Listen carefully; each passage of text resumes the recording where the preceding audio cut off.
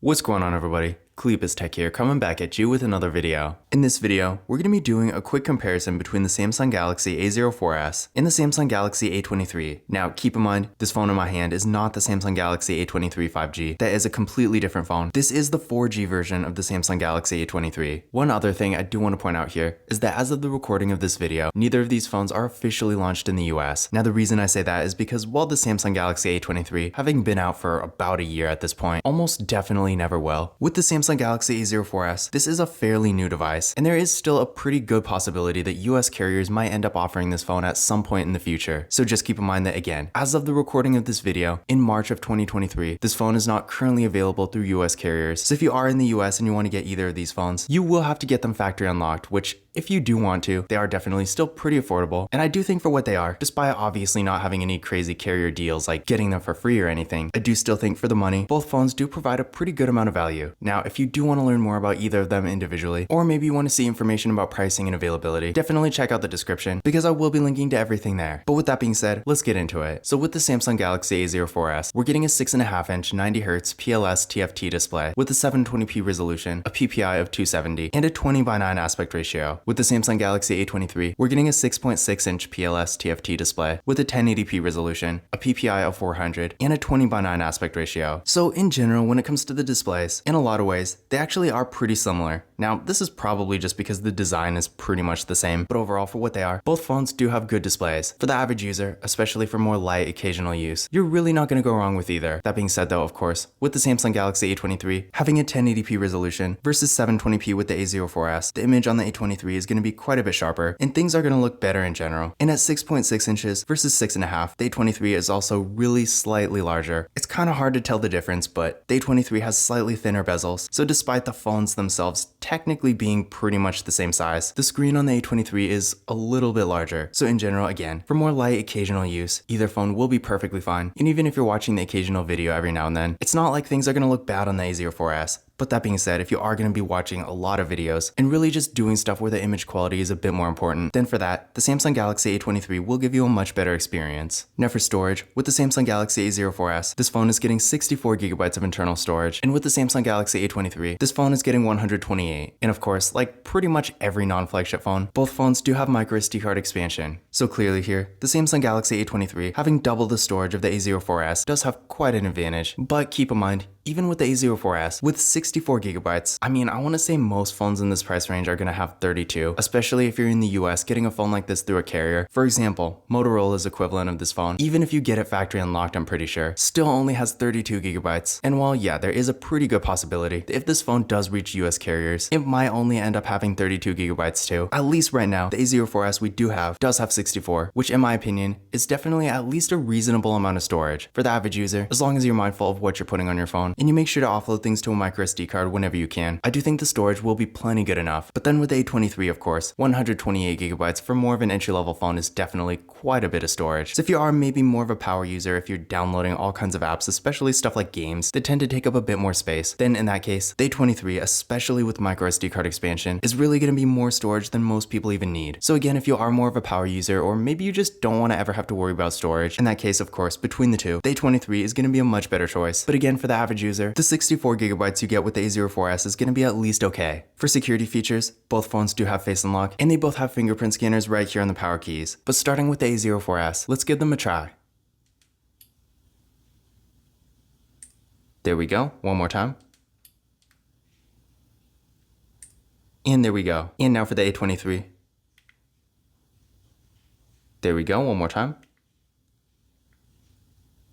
And there we go. So as you can see there, both fingerprint scanners were real fast and responsive. No issues at all. And again, both phones do have Face Unlock too. So if you want to use that instead, you always can. Now, taking a look at the camera setups here, with the Samsung Galaxy A04s, we got a water drop notch for the front-facing camera. This camera is 5 megapixels. Then on the back, we got a triple camera setup with a 50 megapixel main camera, a 2 megapixel macro camera, and a 2 megapixel depth sensing camera. With the Samsung Galaxy A23, we got another water drop notch for the front-facing camera, pretty much the same kind of thing, except again, the A23 has slightly thinner bezels, so it looks a little bit better in my opinion. This camera is 8 megapixels. Then on the back, we got a full quad camera setup with a 50 megapixel main camera, a 5 megapixel ultra wide camera, a 2 megapixel macro camera, and a 2 megapixel depth sensing camera. So in general, when it comes to features, for what they are, both phones do have really good camera setups. Sure, on one hand, unfortunately the A04s doesn't have an ultra wide camera, but considering it's pretty much the lowest end phone that Samsung offers, I'm not really that surprised. And again, it does at least have a depth sensing camera and a macro camera, which surprisingly, a lot of phones in this price range don't even have. But then with the A23, we get pretty much everything the A04s has, but we also get an ultra wide camera here. So if you do want to get those wider angle photos, then this is definitely going to be a good thing for you. Now, when it comes to photo quality, this is where I kind of question why exactly Samsung gave the A04s such a good camera. Now, of course, I'm not complaining. It's definitely awesome to get such an affordable phone that has such a good camera. But honestly, when it comes to the main camera photos, between these two phones, you're really not going to see a huge difference. And technically, since the Samsung Galaxy A23 is a little bit higher end than the A04s, this might make you wonder why you would spend the extra money to get the A23 when you could just get the A04s and get pretty much just as good photos. Now, I haven't checked the prices recently. I'm pretty sure the A23 is pretty affordable too now. In fact, seeing as the A23 is technically from the older generation, they're probably the same price, but still, I would say in general, the main deciding factor here is definitely going to be the ultra-wide camera, because of course, if you do want one, the A23 will obviously have an advantage. But if you don't really care, then camera-wise at least, I do think you could get either phone and have pretty much the same experience. But that being said, both phones do take really good photos. For more affordable devices in this kind of price range, I honestly don't think you're really going to get much better than this. No matter what you're doing, whether you're taking pictures for your own memories, stuff to send to friends and family, Snapchat where the quality doesn't really even matter, or something like Instagram where the quality really does matter. No matter what you're doing, the photo quality you get with these phones is honestly going to be perfectly fine for all of it. Sure, it's not going to be like iPhone or Samsung Galaxy S series quality, but obviously for budget devices like this, no one's really expecting that. So just keep in mind, for what they are, the cameras on these phones are definitely good. To give you an idea of what they can do, first, here's some pictures taken with the Samsung Galaxy A04s. Again, definitely great quality here, so if you're taking pictures for stuff like Instagram, for example, for any kind of social media activity, I do think the camera here definitely will get the job done. And it really just goes to show that if you want to take good photos, you really don't have to spend $1,000 on a super high-end phone, because while obviously one of those phones is still going to take better photos, for most people, I feel like the quality we get with this phone is going to be perfectly fine. And then here's some pictures taken with the Samsung Galaxy A23, and again, pretty much the same thing. To be perfectly honest, these pictures honestly look like they were taken with the same phone. So again, you're really not going to see a significant quality difference between the two. But in general, no matter which one you get, if you do like to take good photos, but maybe you don't want to spend a bunch of money on a higher end device, then I would say either of these phones will be a great choice. So again, it really comes down to whether or not you want an ultra-wide camera. If you really do, then definitely go with the Samsung Galaxy A23. But of course, if you don't care, the A04s will get the job done just fine. Now, when it comes to RAM and processor, with the Samsung Galaxy A04s, we're getting 4GB of RAM with the Exynos 850 processor. With the Samsung Galaxy A23, this phone also has 4GB of RAM with the Qualcomm Snapdragon 680 4G processor.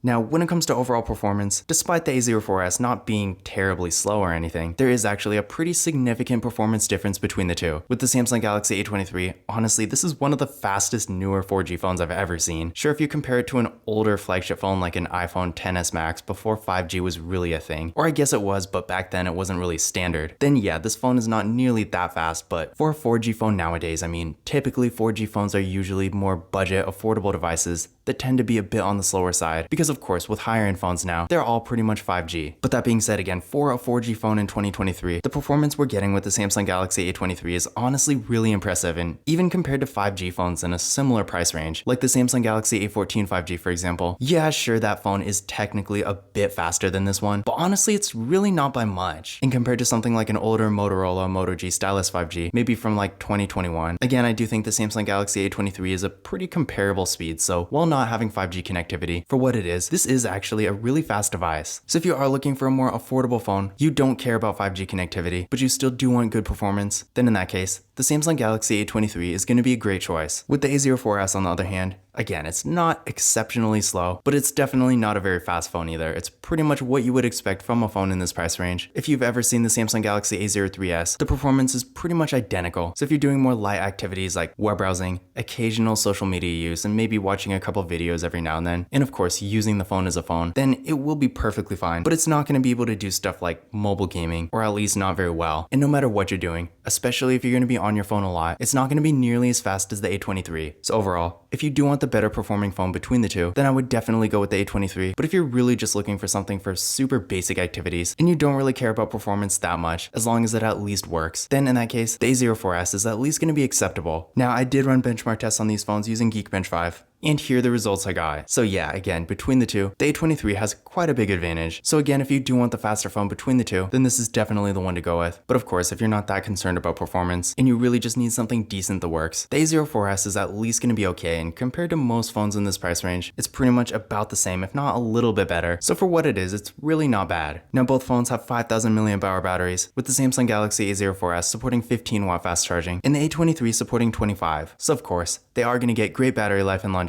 So if you're in a situation where maybe you're not always around a charger, but you need a phone that's really going to last all day, for that kind of situation, either phone will definitely get the job done. And in addition to this, down the road as the batteries degrade, which all batteries do, phones that have really large batteries like these are going to last for quite a bit longer. So if you like to get one phone and keep it for a longer time without replacing it, either phone will be a great choice. Now when it comes to charging speeds, with 25 watt fast charging versus again 15 with the A04s, the Samsung Galaxy A23 does have a bit of an advantage. Now I will say it's not really huge, and honestly in my experience, the charging with the A04s is still perfectly fine. But if you have a really powerful fast charger and you really want to maximize the charging speed, then of course between the two, the A23 will have an advantage. As far as the software goes, both phones do have Android 13, which is definitely great because at this point, I haven't really seen that many phones with Android 13. Now, of course, I know this is going to change pretty soon, but I still think it's weird because Android 13 has been out for quite a while now. But in addition to this, knowing Samsung software support with both phones, you can also expect several other major updates in the future. So if you are looking for a more affordable device and you do really want to have the latest version of Android, then these phones, or really any Samsung Galaxy A series phone for that matter, will be a great choice for you. Another thing to keep in mind here is that with the Samsung Galaxy A04s, unfortunately, this phone does not have NFC, whereas with the A23, this phone does. So if you like to use tap and pay, then you might want to consider going with the A23.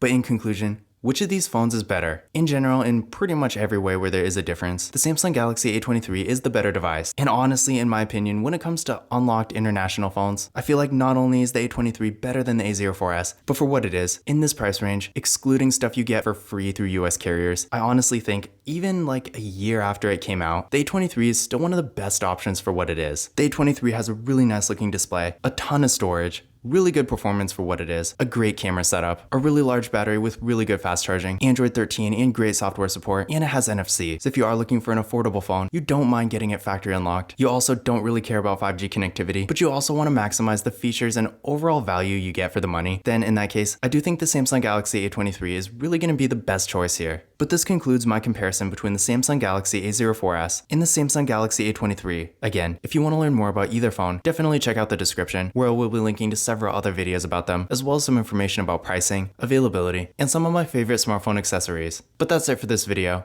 If you enjoyed it and found it useful, be sure to give it a thumbs up and hit that subscribe button. Don't forget to follow Kalibas Tech on Twitter and Instagram. And as always, I will see you in the next video.